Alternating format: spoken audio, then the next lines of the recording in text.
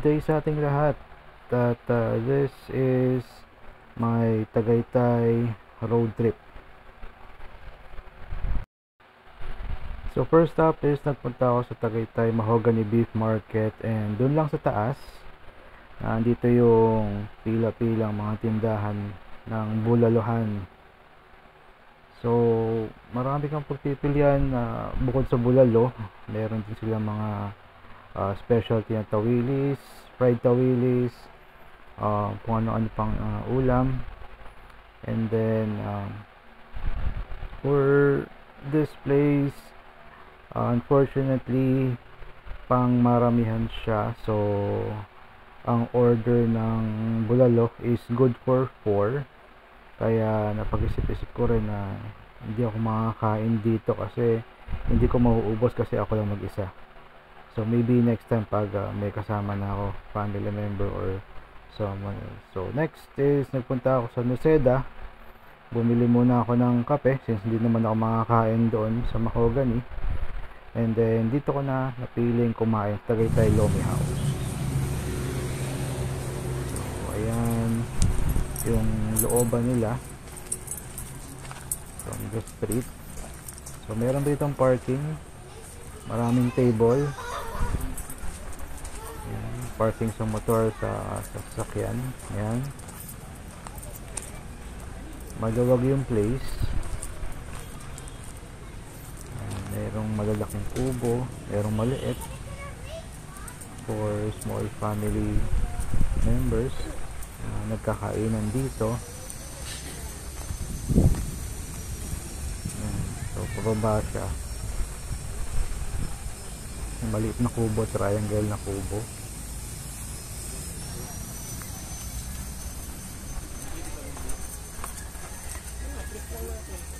So marami siyang tables dyan.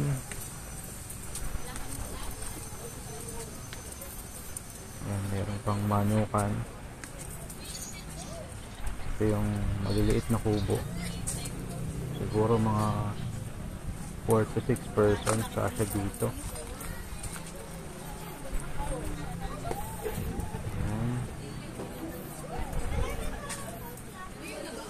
And then sa loob merong events place dito. Tapos look, ganda yung kubo nila eh, sakong sakto. So ito yung events place. Sa loob merong video, okay, long table. Ayan. I love Tagaytay Lomi House. Maganda yung events place dito. Video, okay. Meron yung CR dito, pwede kang mag-chill pag marami kang kasama.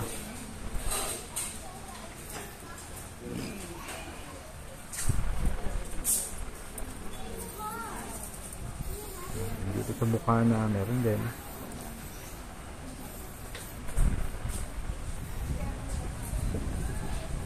Ito yung mga high table nila. Dito ako kakain for lunch, pero doon na lang siguro kami Bukana nila, may karinderya.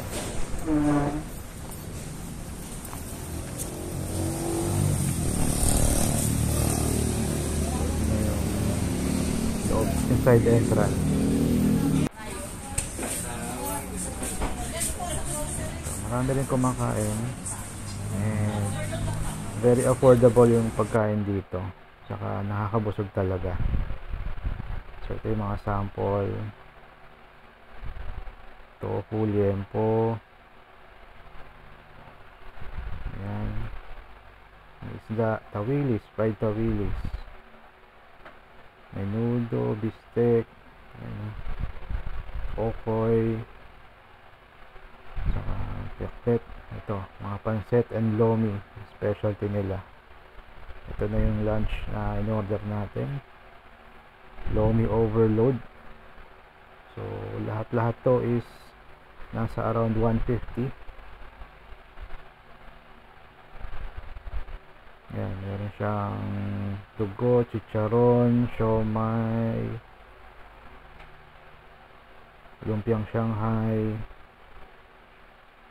yan, may squid ball, may itlog, yan, marami rin siyang lahok at madami talaga, malaking bowl siya, halos kasing laki ng plato ko. So isang lomi, isang kanin, soft drinks, around 150 pesos. So sold na sold ko dito.